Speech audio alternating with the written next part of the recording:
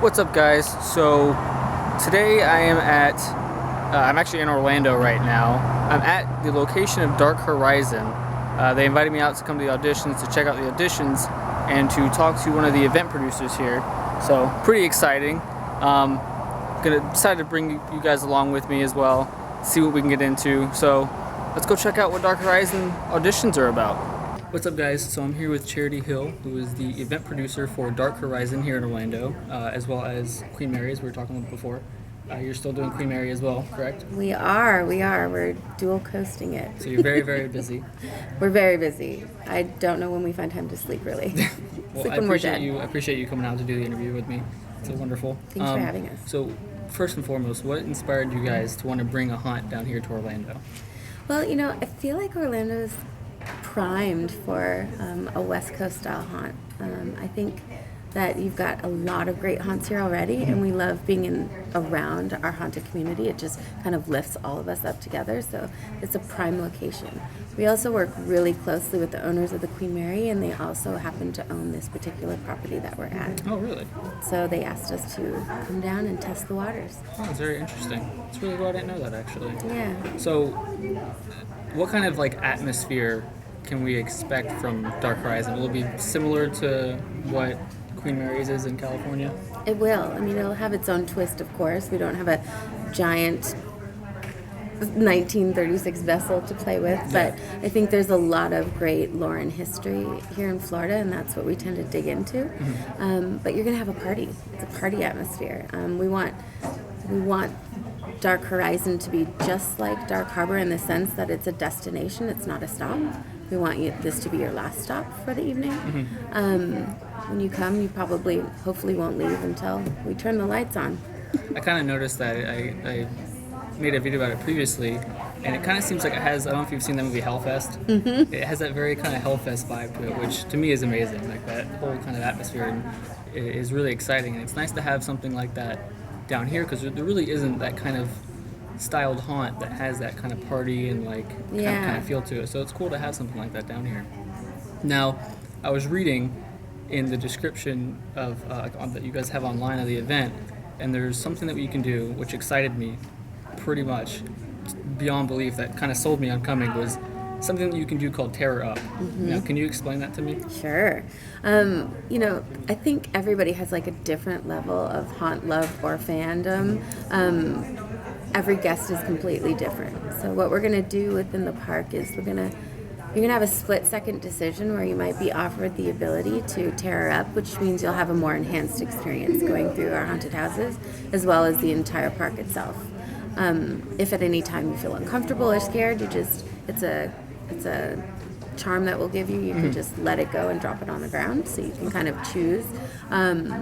It's not going to be available to everyone, and it'll be probably nearly 10% of the audience that's inside, because we want to pay special attention to those who are willing to be daring enough to go through it.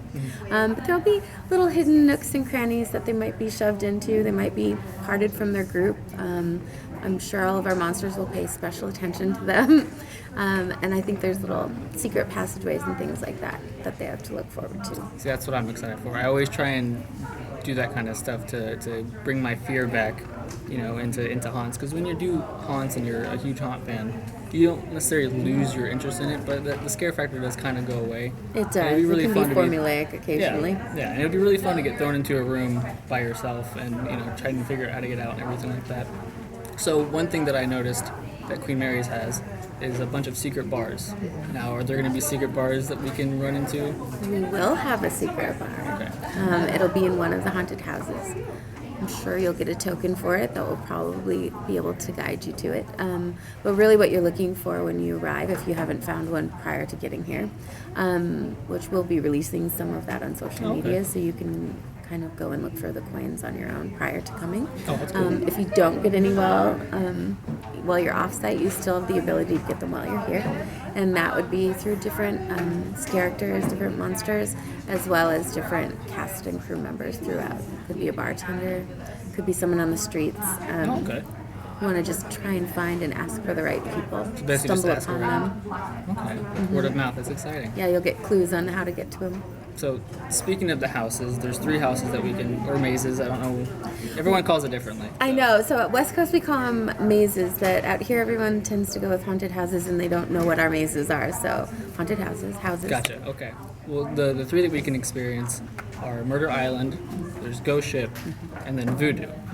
Now, I was watching the panel that you guys did recently at Midsummer Scream, and there was something that the gentleman who was describing it mentioned inside of Ghost Ship that I found pretty interesting and unique.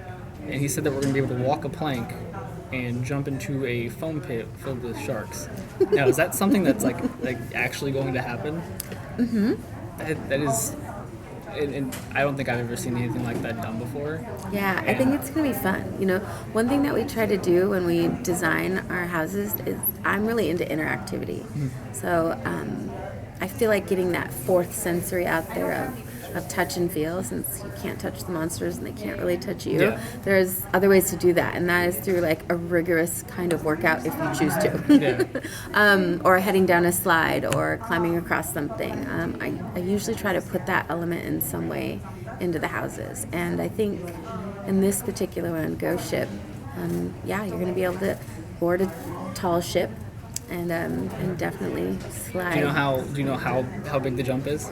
It's not a very big jump. It's a slide, so okay. You'll be able to slide into it. Oh, It that's won't be a leap.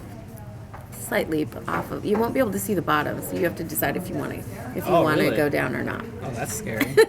That's actually really cool. I like that. So I think it'll be really fun. But of course, we've also got a separate ADA path Okay, for that's those good. in need. So, Or if you just freak out a little and don't want to do it. oh no, I'm doing it for sure. I'm definitely gonna do it. But that is really cool though. That at least you can still have that other option there. And lastly, of everything that you can experience here at Dark Horizon, there's tons of things. I mean, there's 2 stage shows. There's a Panic 4D experience. Obviously, all the bars, the restaurants, and of course the mazes. Of everything that you guys are doing, what are you most excited to see come to life? You know, I think our characters are really interesting. Something that I was touching on earlier is we like to really focus on history and lore. And so to be able to bring to life like Bloody Ed Watson, who's one of Florida's first serial killers. Yeah, I didn't know that actually. He's pretty fantastic. So I think bringing some of those iconic style characters to life it's gonna be really interesting. I think Bloody Ed Watson is gonna be great. Captain Killigrew, she's one of the most infamous female pirates in history. Like female power too. And then we've got Mambo Cecile, and she's like basically considered like the queen of voodoo. She was the one who kind of forged forward the Haitian Revolution. So I think you've got some really great characters to dive into. So it's just, I think, seeing those characters and all the characters around them come to life is going to be really fun. Yeah, it's really exciting. I appreciate you taking the time to come out and do this Thanks for interview. coming. Absolutely. Now, feel free to plug how everyone can find you guys, tickets, all that wonderful stuff. Tickets are on sale now. They start at just $20. You can visit darkhorizonorlando.com for tickets. Get them quickly. We've got many different ticket types, so it'll be fun to just kind of go on and educate yourself, because some of those ticket types sell out very early. Some of our more coveted ones. So come and see us. Absolutely. Again, thank you. I appreciate it. Thank you so much.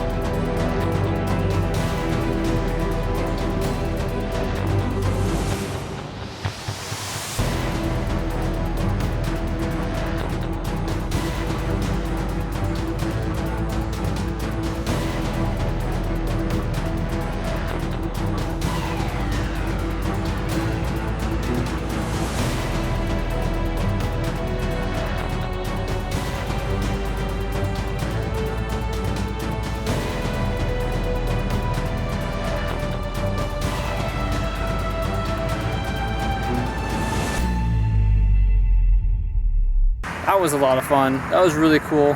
Big thanks to Dark Horizon for inviting me out here to come check out the auditions. It's a pretty cool audition process, very different from a lot of haunts. I had a great time, got to hang out, watch a couple people go through the audition process, got to talk to the talent directors and everything like that. So a lot of fun, really cool. I'm excited for Dark Horizon. It'll be here very, very soon. I'm excited to actually see it once it's done. I'm actually standing in front of where it's going to be. It's kind of hard to see, but it's not built just yet. But soon enough will be there. A lot of really cool stuff. And again, thanks to Charity for doing that interview. It was really awesome. Until next time, guys, stay spooky.